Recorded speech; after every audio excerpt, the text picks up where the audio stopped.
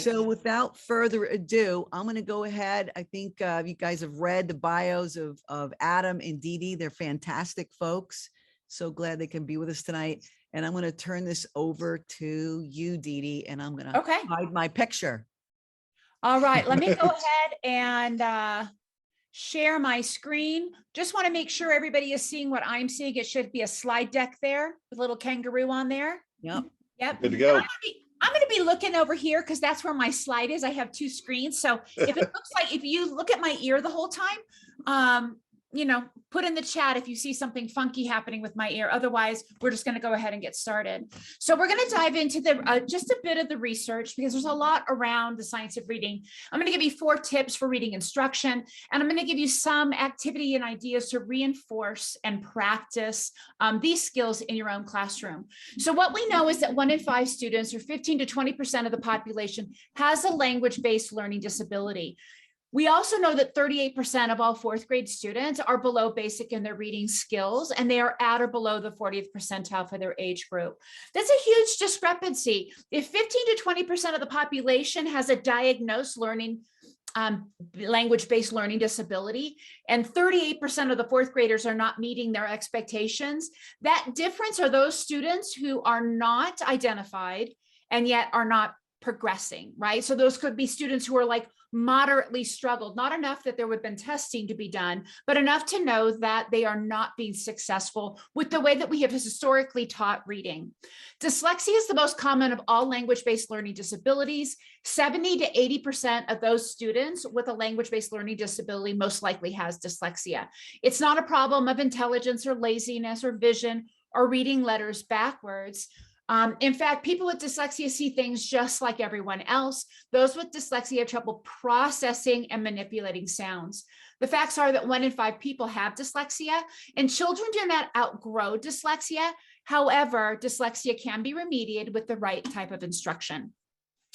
So one of the things that I was sort of raised on, the school of thought that I was raised on, is that English is crazy. It doesn't make sense. There aren't really any rules, and it's kind of hard to try to explain all those phonics rules. So really explicit phonics kind of went away for a period of time. But the fact is 84% of the words in English are phonetically spelled in a standard way. However, 16% of the words are not. And those 16% show up 80% of the time. So it's a little bit like, okay, wait, what did you just say? So even though, yeah, I know, let's connect them all. 84% of the words are following the phonics rules. 16 of them are not. And those 16% of the words show up most of the time. That's kind of the reason why people have often thrown out the idea of teaching sight words. And this whole question really came to me about the science of reading when somebody asked me, how do you teach sight words? And I realized I didn't teach sight words, I assigned sight words. So I started doing more research, and that's kind of how I came up with this information. It's by doing tons and tons of research. So some of our irregular words actually do have phonics support. So if we look at the word what, that WH is doing what it's supposed to do, and that T is doing what it's supposed to do. That A is not following a standard rule that we typically think of for the letter A, right? It's not doing A or A. It's doing that schwa, So that would be something that we would definitely want to teach students. But students can lean into the phonics that they know to help them learn that word. Instead of memorizing 4 letters and having them all out of order, they can memorize, okay, I know what WH does, and I know what the T does, and I can hear those in those words. It's that one in the middle that's giving me trouble, and that's that A I need to memorize. Same thing with the word want.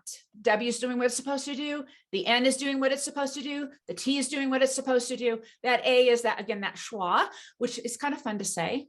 Talk to your friends, talk to them about a schwa. But 75% of that word is doing what it's supposed to do.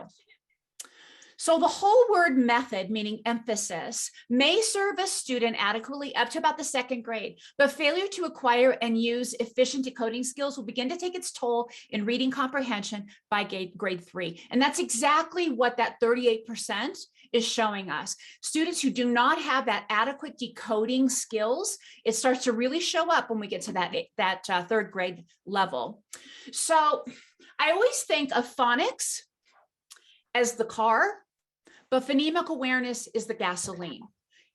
You can have the fastest race car out there, but if you don't have any gas, you're not going to get anywhere. Both of those are required. And fortunately, both of those are kind of the jam, the instructional lane that you would see in kindergarten and in first grade and second grade. Phonemic awareness and phonics instruction really heavily a part of the curriculum for those primary grades. So what we know, sight words, if we want phonics, for sight words, if we want sight words and phonics skills to go up, we need to make sure that we have phonological awareness go up as well. Weak phonological awareness means memorization. Now, I have to apologize because Wiley Blevins is the name of the person who said this, and I spelled his name wrong. You were going to fix that yesterday, right? And I just remembered that I didn't. In fact, Wiley Blevins is one of our keynote speakers for the Educator Summit. So please don't mention that to him. Please let's let this moment go by. But he is brilliant. And he's already sent us his 3.5 hour presentation on phonics instruction. So I'm really excited to share that with you all at the Educator Summit. That's not how much you're expecting from me, right? Yeah, Adam, could you please whip out a 3.5 hour session? That would be amazing. Thanks. As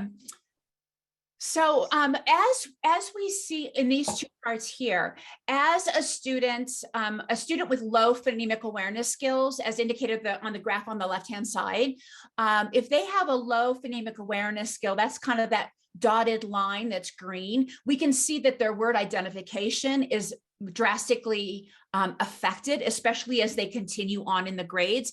And then their ability to attack a word, which sounds actually really violent, but that's being able to decode a word that they don't know, that gap continues to grow. So we know that phonemic awareness seems to be that one area that is struggling for students.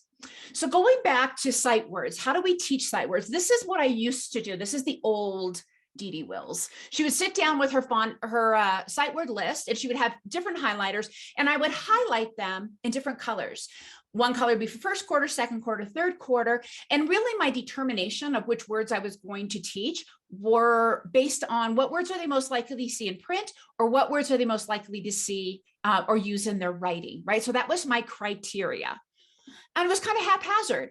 And the way that I taught them was I would hand them their words for the week and say, these are your words of the week, and you're going to add them to your word ring, and we're going to cheer them, and I'm going to like drill and kill you all week with flashcards, but I never really taught them. So I'm going to show you a different way to think about it. What if we taught phonics and sight words at the same time? What if we taught those skills in conjunction with each other? It would look like this instead. We would rearrange our sight words based on phonics skills.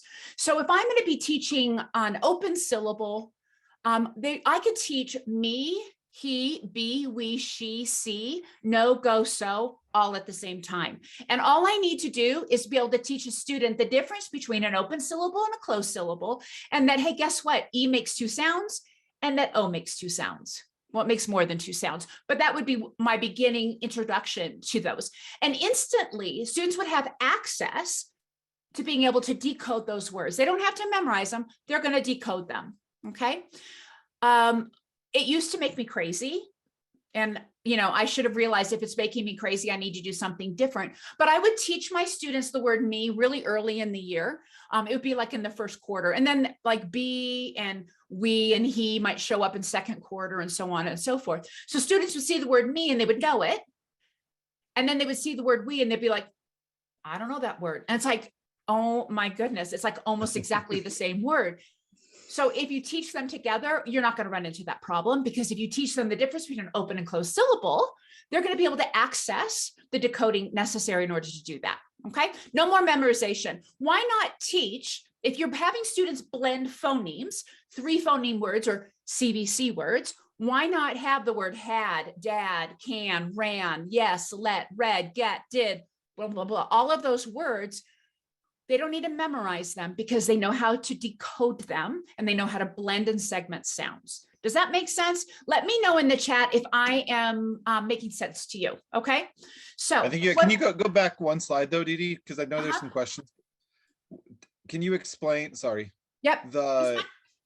Yep. So like where it says the snap, explain snap, Silent, snap blend, snap digraphs, that. Yeah. Okay. So snap is basically we would snap those sounds. 3 phonemes. It could be a snap, it could be a tap, it could be, well, that's a clap, or it could be a tap, right? So it's basically 3 phonemes, 3 snaps. These like with blends, the word went, must, just, sent, ask, stop, and, best, jump, stop, lack, much, and help. If students know those short vowel sounds, and then they know blends and then diagraphs, then they'll be able to decode all of those words. There's no reason for me to have to teach them. All right. I just wanted to clarify that for those that were curious when they see that word snap. Why is that there? But okay. Yeah. I love the comments too. People are commenting saying mind blowing, makes total sense, total sense, total sense. Like, why did we make it so hard? Why did we make it so hard? I mean, if we're going to teach the silent E, look at all of those sight words students instantly have access to, right? Right. And if I'm going to be teaching the U chunk, I could do, into, undo, and then today. If I'm going to do the AY chunk, let's just do all of them at the same time, right? Yep. Yeah. So, and then R controlled vowels as well. But some of the words out there are still going to be tricky. And I'm going to kind of go over how we handle that. So what do we need to do? But first, wait, there's more. We need to make sure we assess what's missing, right? What is it that they know? What don't they know? And then we need to make sure we provide multisensory instruction. It needs to be explicit. We need to tell them what they're learning, why the letters are doing what they're doing, and how to use those letters. It needs to be done systematically, taught the same way each time. Now, listen, I'm saying taught, not practice, necessarily not practice, but taught the same way each time. One lesson needs to build upon another, and upon another, and upon another. So when I'm teaching something today, I'm going to teach it, and then I'm going to add in all of those past lessons so that we're constantly reviewing. Takes some students longer, we'll talk about that, to acquire some of the skills. And then students need to be able to analyze and synthesize the new learning that they've had. So we're going to take those words and we're going to put them on a snap word card, or maybe a tap word card, whatever you call it in your classroom, right? You might call them snap words. You might call them tap words. You might call them 3 phoneme words, 2 phoneme words. You can use that sophisticated language with your classroom. But I created a couple of different charts so that people could work it into whatever kind of program they might already have in their school. But we would want to have it be consistent. So what you're doing in kindergarten, we would want it to be the same in 1st grade, 2nd grade, and so on. So that if a student is struggling, student does have a language-based learning issue, they're not learning something brand new every single year. It's just going to build upon the other. So here's just an example. You're welcome to take a screenshot of that. If you can't get it right now, you'll get the replay, come back and take a screenshot of that so that you know how kind of how I organize these. The only thing I will say, the word wash is on my diagraph chart over here. It shouldn't be. So ignore that. Here are some more phonics cards that you're going to look at. If I can teach my students, you know what, when we have a V and an E, oftentimes that silent E is still there, but it's going to make that vowel be short instead. Now, all of a sudden, have, give, and live aren't a mystery word. They're explained. And then we have live, and we're like, okay, well, sometimes that happens too. So, but you can explain a lot more than every single word has to be memorized. That's our brain ability to memorize all those words are, we just don't have that memorization skill. Now, some of you are like, well, wait a minute, that's how I've been teaching for years. And 75% of my class has no problem. And they become valedictorians or whatever, right? The reality is those students, their brain has figured out the patterns. They figured it out. But why do we have to have them figure it out? Why don't we tell them the patterns, and then they'll be able to progress even further than they did before. And that's what research is showing. This isn't just for your students who struggle. This is great instruction for all of your students. We take the mystery out of decoding. It's not a secret. We don't need to make it a secret. Okay, and guess what? There are some words that are just, we got to know by heart. We got to know in our brain. So the words like no, in kindergarten, KN, we don't really use that diagraph, do we? We don't really teach that. It's not in our phonics. And the OW chunk usually isn't something that's included. So we're going to tell them, hey, you know what? We're going to have to remember that K and that OW in our heart or in our brain. But later on, when they're in 2nd grade and they're getting those chunks as part of their instruction, now it's fully decodable word. Okay, so a word that might be a heart word or in your brain word, then can turn into a decodable word when that phonics instruction has caught up with a particular phonics skill. All right, daily practice and routines. We're getting ready to head into that. I'm just going to check in with Adam to see if there are any questions. Just a lot of nods and yes and mind blown and all that. I haven't seen any actually questions on there Okay, about perfect. the direct. Yeah. This is Stacy. Hi, Stacy. We have had the question multiple times. Will you be sharing the slides? I will not. Thank you. Okay, I don't share my slides, but you're welcome to come back and watch this, and you can take screenshots of those things that you want to really hang on to. It's a lot of information. I just don't share my slides. And so one of the things that we do is the blending practice. So the previous screen talked about routines that you want to do on a daily basis. Research is telling us, not us, but like teachers, the teacher just us, just the only people here. But research is telling the world of education that when students, okay, let me just back up a second. Traditionally, when we thought about phonemic awareness, we were always told that that was something that could happen in the dark. It's done auditorily. They hear it and they do it, right? It's something that can happen in the dark, right? Which sounds now creepy now I said that out loud. But phonemic awareness is something is done in the absence of print. But research tells the education world, science, that actually if you include print, students will acquire it faster. Also think about, we always want to do things in a multisensory way. So why would we only limit it to one sensory input, right? Just the auditory. So we want to make sure that we have the print there as well. So we can use blending cards for that. So if I'm going to be teaching blending and segmenting, now there's a whole bunch that I haven't shared with you because this could be a 5-hour, it could be a 5-hour session, Adam. It could. There's a whole bunch that I haven't shared with you. But one of the things that research is telling us is on the hierarchy of phonemic awareness skills, there are some that are more important than others. And segmenting and blending are up there. You cannot read unless you have mastered, and you cannot write unless you've mastered segmenting and blending. So those are the skills that we need to practice on a continual basis. Okay. So part of your daily routine is going to be looking at these cards and decoding them. So you'll see those two letters, students will tap it out at. Then the next you'll change a letter and it'll be at, am. Then you'll do another one at, and so forth. You can tap it on your arm, you can tap it with your fingers, but why not practice those phonics skills and blending at the same time? We're going to start with 2 phonemes, and then we're going to go to 3 phonemes. And then, we'll go on from there. Adam, you hop in here when you want to say anything about that. Yep. Then we can also practice it with diagraphs.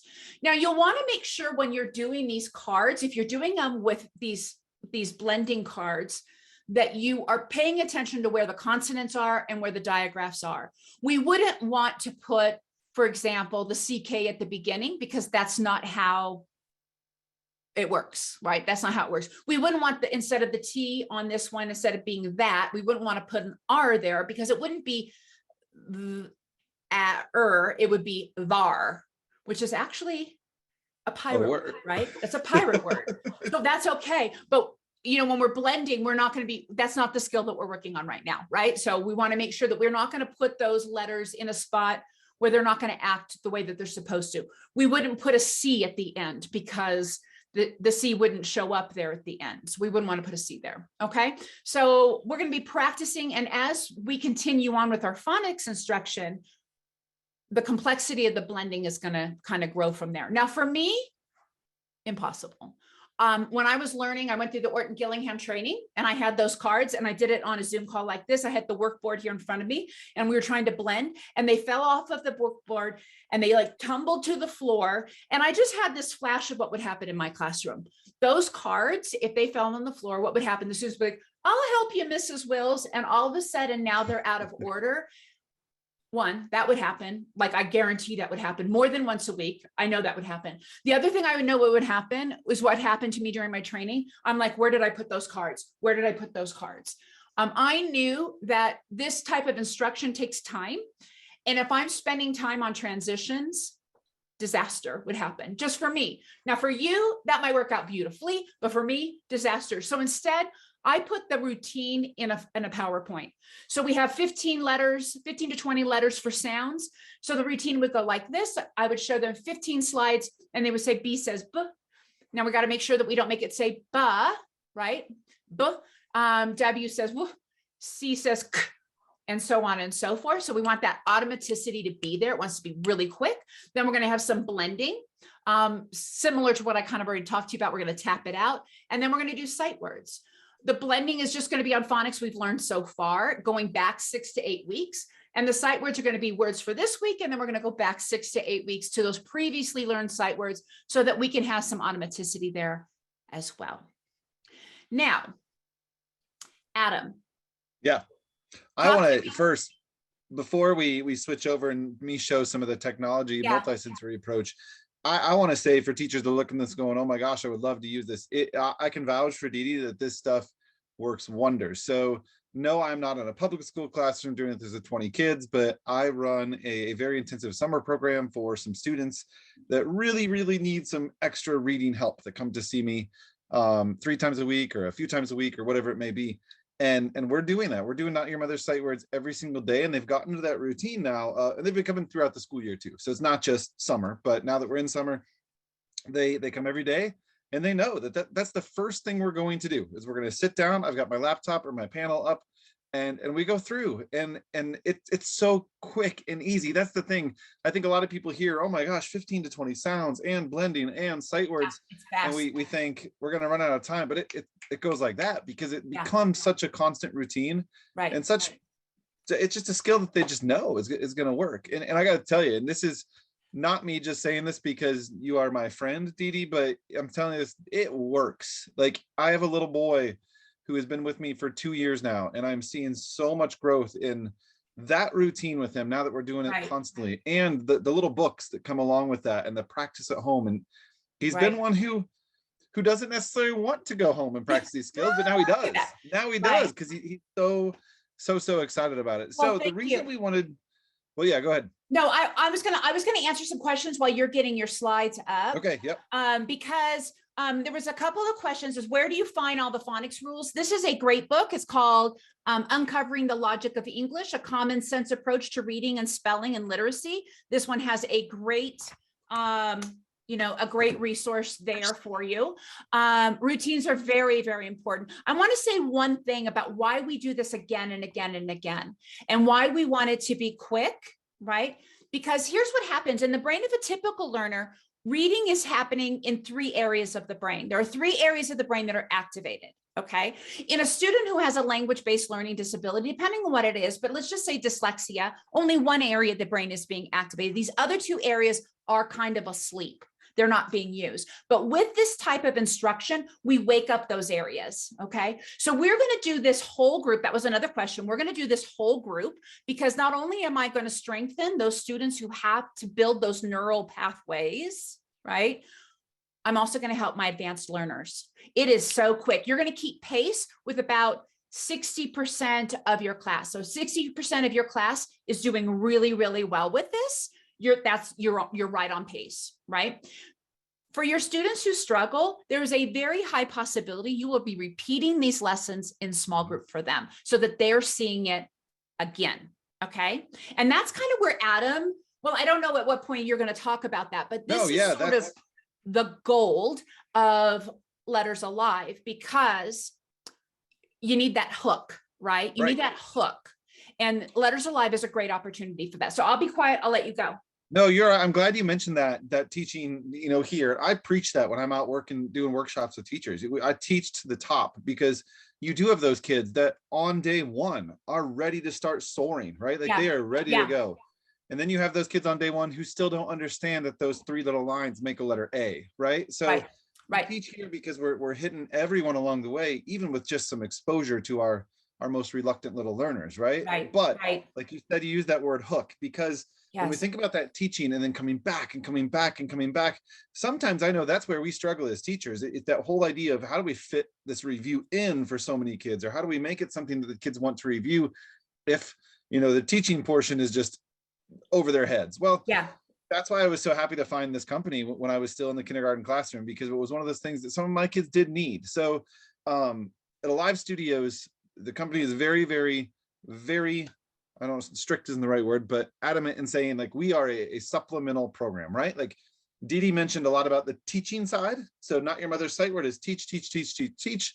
We're using Alive Studios to review, but also add in that multisensory approach for those kids that might not just be getting it, for lack of better words, Yeah, right? They might right. not be soaking it in like they should. So when we think about reviewing what we've learned, let's just start with the simple phonics portion. Just the fact that letters make sounds, right? Because some kids are still at that point. They need to know that letters make sounds. So I'm going to go into what is called our letters and building sentences portion. You should be able to see my hand. Can you all see my hand on the screen? Yep. All right. Adam, So you might want to close your chat box. It's blocking the screen. Me? No, the Adam. Okay. That. Now you can't see my screen anymore. I can still see your screen, but I still see that little, it's like a little box there. I don't know if you can drag it out of the way. Yeah, it's a long box on the side of the Control screen. Alt Shift. Wait, oh, my video screen. Let me do, sorry. Nope, that didn't do it. Well, this is, I don't know why Well, that's honestly, doing that. I, for me, it's not blocking what he's doing. Yeah. We just can't see everything. There Oh, you go. you did It's it. gone. Go team. That's gone? Go team. Okay, better? Yes. All Perfect. right, now I just can't see you, but that's okay. So using this to review that letters make sounds. I'm gonna start at the beginning of the alphabet. We're gonna start with the first letter that I'm teaching today. I would use our Letters Alive cards and hold this up in front of me. Now I'm doing this because I want to review them, or let them review what they've learned without my software doing it for them, right? Like we want that I guess retrieval of knowledge. So I can say, all right, friends, we've learned about this letter. Now we might have seen the lowercase letter, but we know that this is the uppercase A. Yeah, and we know that A says, they would all say back to me, ah. All right, A says ah. But we've also learned that A can say other sounds. So let's meet our friend that teaches us about the letter A. And all I would do then is, under this is my document camera here. I take the magic of Alive Studios, hold this card under document camera, and you get to meet our friend Amos Alligator. How cool is that for multisensory, right? Like kids that just need that, like Deedee used that word hook. That's one of my favorite words to use, right? When they see that, they hear that noise, and right away it's that, oh, there's an alligator on the screen. And we can say, oh, look at the top. We even see some letter A's in that word, alligator. We hear that short A sound. So this is our friend Amos Alligator, here to teach us all about the letter A. And when we talk about connecting dots and really trying to do what I call level the learning playing field, right? Like all kids can relate to animals. I don't care if they've never been to a zoo or an ocean or anything. Like kids know animals from TV shows and video games and books as growing up. Kids can relate to animals because it's something kids love, right? So we try to reinstate the fact that just like animals make sounds, letters also make sounds. But Amos does something really cool, because if we were to click on his character name, this blue button at the bottom of my screen, Amos, we alligator. can see that Amos is teaching us about the long A and the short A, because his first name starts with Amos. His last name starts with alligator. So we hear the long and short A. But then going to that connecting dots portion and we switch to letter mode, now Amos is going to teach us that just like alligators, here's our sound, make a sound, so do letters. So we can hear the short vowel sound. And we can either do that right away, or we could use this as a review tool. All right, friends, we have learned all about the letter A and the sound it makes. Tell me again what A says. All my class could shout it back to me, or we could be working in a small group at my table doing this on my computer, and then we could check it by pushing that. And then we could check the long vowel sound as well. A. And with Alive Studios, you can switch to uppercase. And both of these, just like the alligator, this is interactive as well. So when I hold this up, they can see that A is our curved letter. We have our circle and our stick. It's just that approach that we need to really, I'm going to use Deedee's word, going to hook those learners that need that extra little bit, right? Yeah. Adam, you're like the sham wow guy. Like you're really good at that. Listen, here's something I wanted to say. Research tells us that a student who has without a language-based learning disability will need to see something 6 to 7 times, maybe 8 times for them to grasp that concept, right? Mhm. For your students with a language-based learning disability, and again, we're talking about potentially 38% of the population, they may need to see that 20, 30, 40, 50 times for mastery. And when you're talking about that much repetition, of course, we want to have similar repetition, but you got to have the hook in there. Otherwise, Right. you're going to have students possibly disengaged from time to time. And so that's what's really amazing about what Alive Studios can do, is that it does add that element of like the special sauce, right? You can have the hamburger with the special sauce or without this is the special sauce. So it's so good. So good. Yeah. Well, you said yesterday, it's like the cupcake with the frosting on top, right? Oh, Like I forgot about my frosting analogy. You forgot about that analogy. So I can't go next to the next portion of this without sharing with everyone that doesn't know. We always like to know, and I don't know if Cynthia, if you put it as a poll question or not, who has or has not ever seen Alive Studios before? Because we always love to see those teachers that are seeing this for the first time. I know when I do this out live at conferences, that's my first question before I ever put anything under the camera. I'm like, all right, who has never seen this before? Because that wow factor is what I love to see, right? Yeah. But we can't move on without introducing you to our mascot. Our mascot is our friend Gertie. Did you know, Deedee, that giraffes snort like that, like a pig? Well, sometimes I do too. So well, I guess we all do. Judge-free zone. But my thing, like I love about Amos and all of our animals that start with a vowel, Gertie, being that G sound that we know has that hard and soft consonant, Alive Studio, Cynthia and her team were very strategic in putting in there those two sounds as well. Gertie, So that's giraffe. why Gertie's name starts with that G. Nice. And giraffe, as we know, starts with that soft G. So all of the 26 animals in the Alive Studio Zoo come to life on screen for your kids like that, and all teach that letter sound correlation, just like the animal and sound correlation. But we can go even further with this. So if you think back to Deedee's screen that showed letter, then blending, or I'm sorry, sounds, blending, sight words, one of my favorite things about kind of using this in conjunction with Not Your Mother's Sight Words and Science of Reading is that we can hit all those steps with that multisensory approach. So down on the bottom of the screen, I'm going to click this little blue button and switch it to building words, because now we can practice those skills that we did on Deedee's slides with whole group. And now I can do it either small group or for that individual time that I need. So I might hold up in front of my class some of those same letters that we saw, but I'm going to put them in the orders. Now this is a little bit different, because if I want to put this on my camera and let the kids see them, I might want to mute my sound, because it is going to say the sound for them.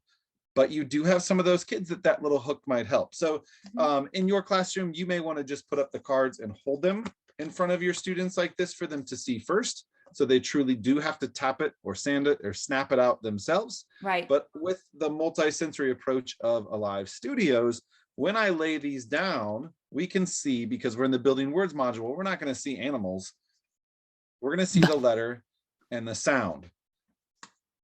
Ah. So I could have done that holding them up for my class, or putting them on my chalk rail, having 3 students come up and hold them, and we all tap them out, snap them out together.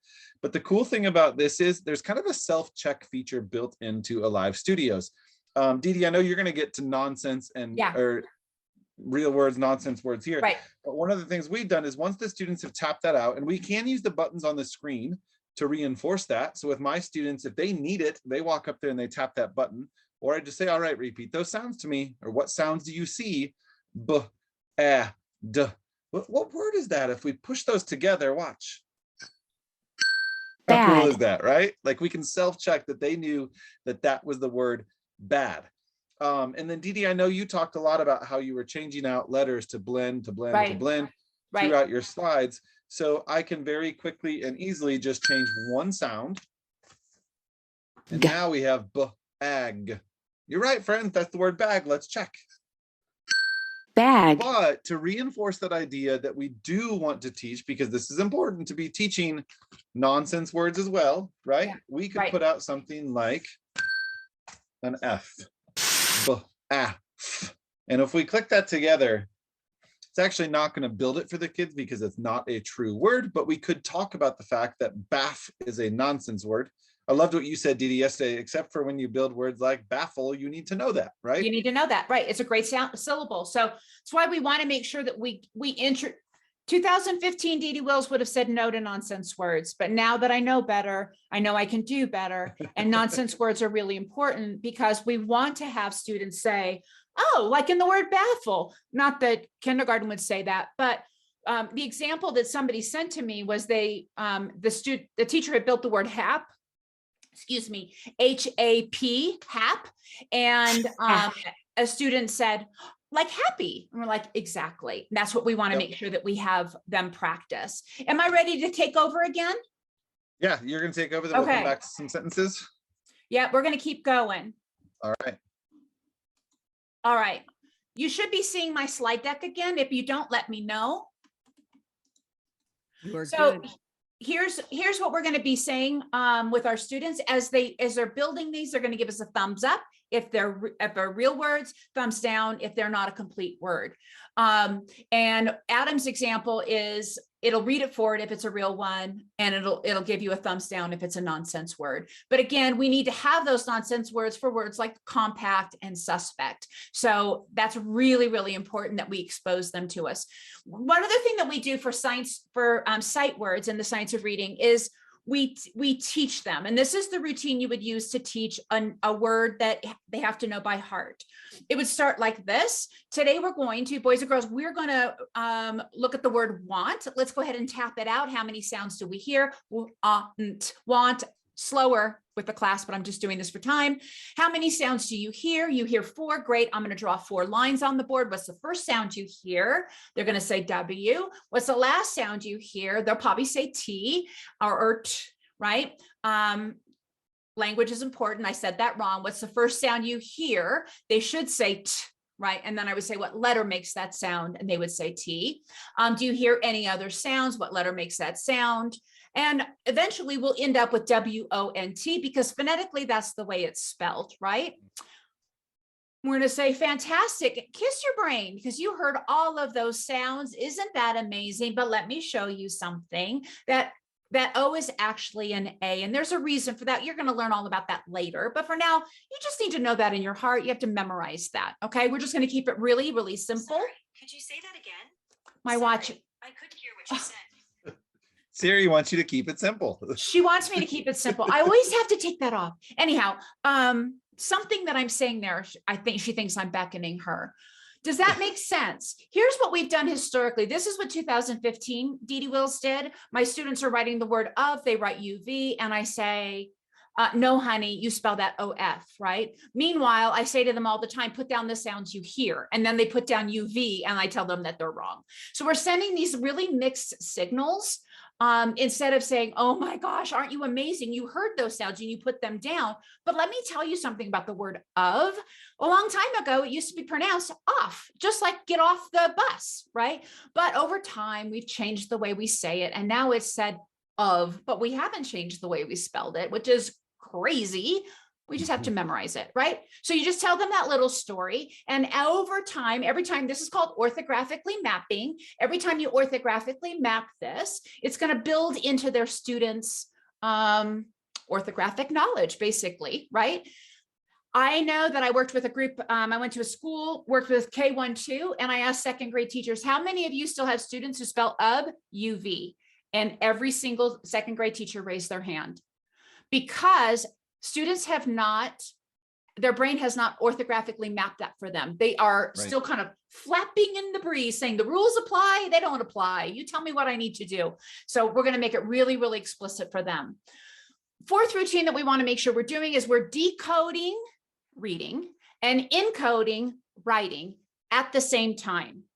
Okay. One thing I used to have teachers ask me all the time, they said, my students can read the words, but they don't write the words. If they can't read it and they can't write it, they do not have mastery. Okay. It's going to be a tough pill to swallow. I'm just going to say it one more time because it was tough for me. I'm telling you, I had to choke that down. They have to be able to read it and they have to be able to write it to show mastery. Now, your grade level may decide what mastery is, but when you say a student knows a letter, that means they can read it and write it, okay?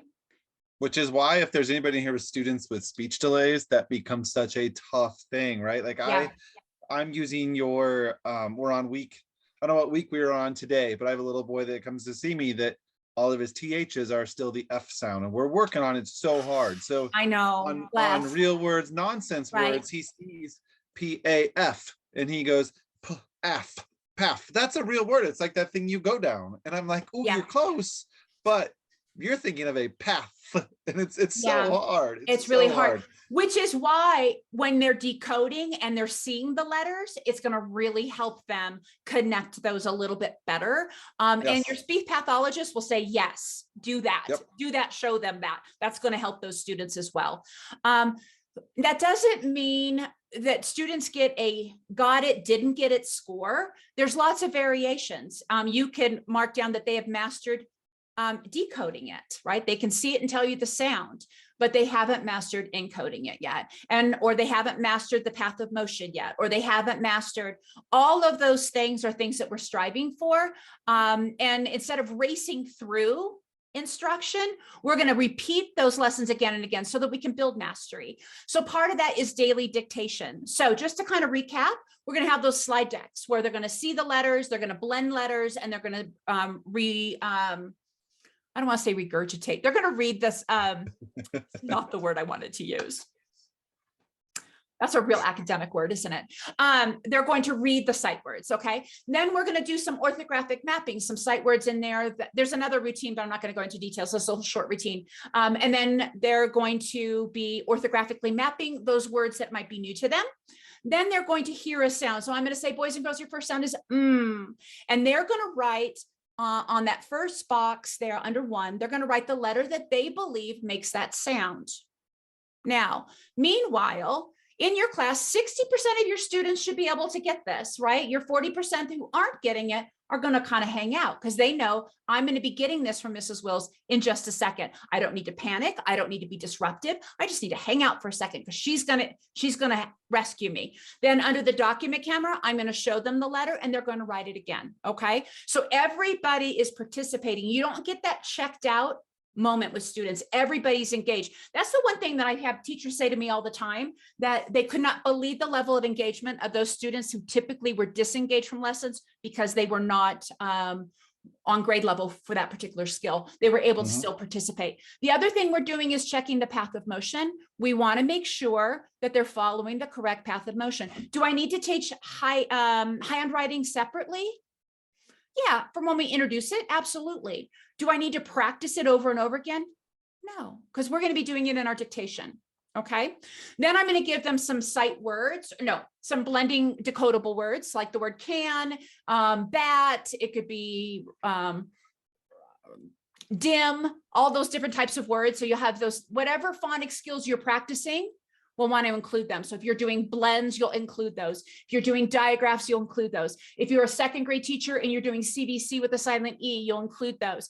If you're a second grade teacher and you're teaching multiple syllable words in conjunction with your phonics, you'll include those, okay? Again, I'm gonna write it for them. So first I'm gonna give it to them. I'm gonna ask them to search for it in their own head, write it down, then I'm going to show it to them so that they can confirm. If they got it wrong for number 1, they're not erasing it, they're just moving on. What I like to do is print these and run them through the laminator so that they can use a dry erase marker, and it's fantastic. So they can, you're not killing all the trees to do it. Again, if they're using digraphs, they're going to go ahead and they'll box those in. 2 letters make 1 sound. We'll box those in. Lots of different ways that we're going to mark them. We don't have time to do all of that. And then we're going to do a sentence as well. So I'm going to go ahead. I'm going to dictate the sentence. The cat sat on the bed. They're going to go ahead and write it. And they're going to go ahead and make the capital letter, mark the capital letter, mark the punctuation, underline those sight words, those high frequency words. And then of course, we're going to incorporate decoding words, encoding words or writing words based on phonics we've already learned. So it's just this constant spiral review. We're no longer the skill of the week. We're taking our look at our skills and thinking about it 8-week window. So what I'm Mhm. teaching now, I'm going back 8 weeks so I can reinforce it because we're looking for automaticity. Adam, did you have a screen you wanted to share at this point? Yeah, I want to share some sentences Okay. with them for live studios and then what we Okay. can do, because there are going to be, like, let's think about the hook again, right? So now we're getting to that dictation. They're writing sentences down, and you're going to have some of your little learners going, oh my goodness, like they're still working on some sounds. They're trying to do this together. So a live studios uses sentence building as that kind of hook that we used for the letters and sounds, right? So we can still do this the same way that Deedee just mentioned. We can dictate a sentence that we can build within a live studios. And Stacy, you can kind of put in the chat if you want, remind me or refresh my memory of how many different sentences we can build in the Letters Live software. Now, if we step back a second to what Deedee was talking about, no, not all of these are decodable words, but the ones that are not, we can really start to use are, you know, that picture clue based on the animal they've learned from learning the sounds to put that together. For example, if I show the students some sight words, I can hold this card up, we can review this sight word we learned, and then we can check it with our document camera, because when I put this under there, just like our animal came to life, the word, oh, why is it not going? Can you see my card? I can. You have it Oh, on building I'm on word. building words, that's why. I just noticed that, sorry. I thought I clicked on letters and building sentences. Here we go. There's the word the. So the pops up for the kids, so they can check that as a refresher. Yes, that is the word the. But I could tell them before I ever put that word down a sentence. Like I might dictate to them, all right, friends, on your paper or in your journal or on your page, write down this sentence. The frog can jump. The frog can jump. We've got some sentences or some words in there that we can decode. We've got some blends too, because now we're farther into the year, so we're using some blends in those words. They could all write it down together, and then we could use the magic of Alive Studios to check their work and see if their sentence is correct. Because if it is, we're going to see our friend Frankie Frog actually perform that action. So let's do that together. So they all wrote down the words, the frog can jump. We're going to check it. The. You'll notice though that the is a lowercase because it's just a sight word right now. But once we start putting other words there with it, you'll see it switch to a capital, because now we're building a sentence. So the frog can, and this is the best part. This is that hook we're looking for. Watch what happens when I put down the jump card. Jump.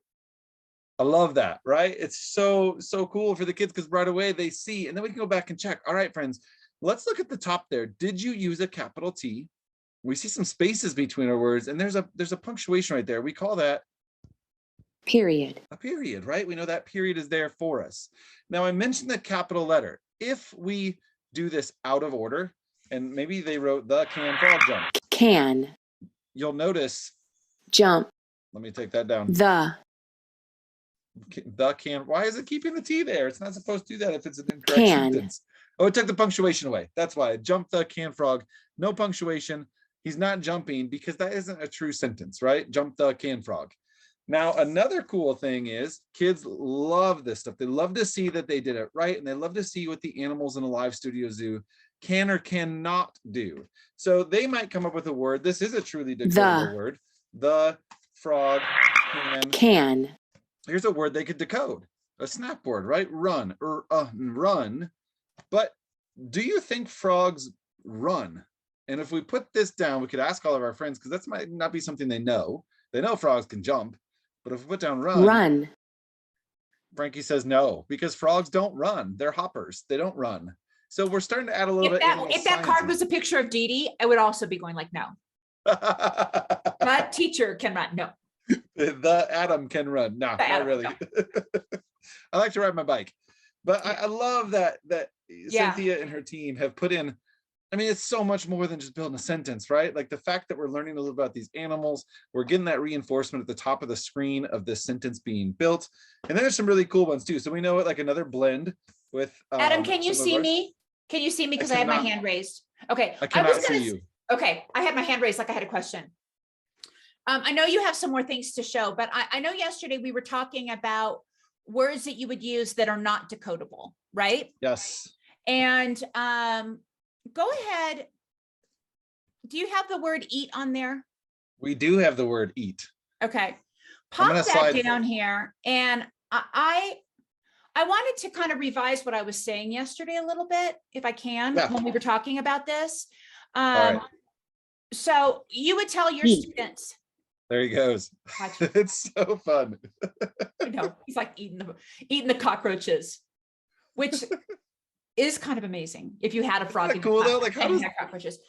But what I would do if I was doing a dictation with my students, I would say there's going to be a word in here that is not totally decodable. So what I want you to do, the word eat is one, I just want you to put down the sounds you hear, right? Mhm. It's a great way for you to do just a real quick skills check, right? To see, Right. are they able to put down the sounds? Now, more than likely they would put ET on there, right? Right. And then you would say, amazing, they heard those two sounds, which is great. They just don't know the EA vowel team, right? But you could just say, oh my gosh, you got two of those sounds. That's amazing.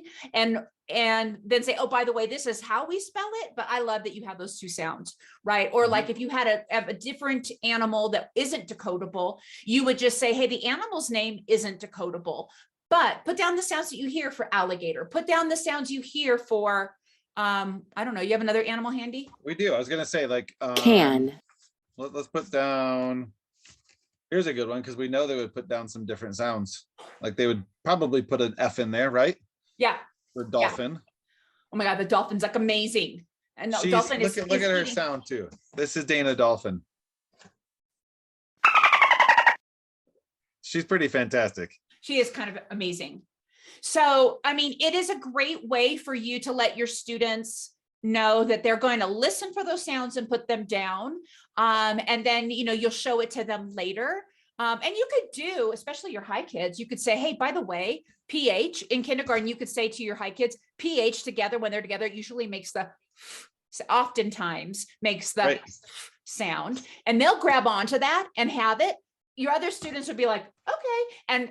And it's fine. You're fine with that. You just give a little quick, hey, here's a little tidbit. Some students are going to get it. And some of them, they're not ready for it, which is cool. Right. And then I know we talked yesterday a little bit too, for the teachers that haven't seen this, there are other decodable words built into your Letters Alive kits. Like we can do sentences. The Is. word is. There's our other sight word that we've been working on. We could do this word. Big. Big. And Dana grows big when they lay that down. And that's a word that's a decodable word for them. We even have color words, right? Like our decodable word red. Red is a decodable color word. And watch what happens. Dana, if they're right and they read the word, I might say this to my friends. All right, what color do you think this is, friends? And if they say it, I'll say, you know what, if you're right, Dana's gonna hear you and she might change that color. So what color is it? They would all say red. And I'll say, let's check. Red. And she turns red for them. So they know that they got it right. And that's one of my favorite things about this. This is such an amazing reinforcement tool for those learners that might not be the ones that want to raise their hand, right? But they know it and they think it's red, but then they see that and it's like, I knew it, right? Like they get so excited for that fact. It's one of those pieces of technology that when I found it as a kindergarten teacher, and now in my program, I'm working with pre-K kids I have second graders that come to see me. And this is something that we use every day after we do our routine of not your mother's sight words and run through those slides. We pop up and we build some sentences together, or we just work on sounds together before we do our game or whatever activity is. Adam can't see I'm doing all that stuff, can he? I have like my finger in my mouth and I'm like hooked him. So I have no idea what you said. I know. Sorry. That's See, okay. guys, I'm jumping in now. Okay. Can you believe it? It's already been 55 minutes and I don't know where the time went. I totally forgot to do my polls. But I think maybe I'll do it after. So here's the thing. We still have 5 minutes because I want to give away. So you guys have been seeing Letters Alive that Adam's been showing. We're giving that away tonight. It's $1,295 for the complete kit. And it's a one-time investment. There's no subscription, so you own it for life. And then it does so much more than what I was able to show you. Oh, yeah. There's so much more. Yeah. And, Deedee only got to share a little bit. Again, she kind of hooked us on some of the cool things with teaching with the science of reading. And we're going to give her stuff away and her ticket to her, the summit.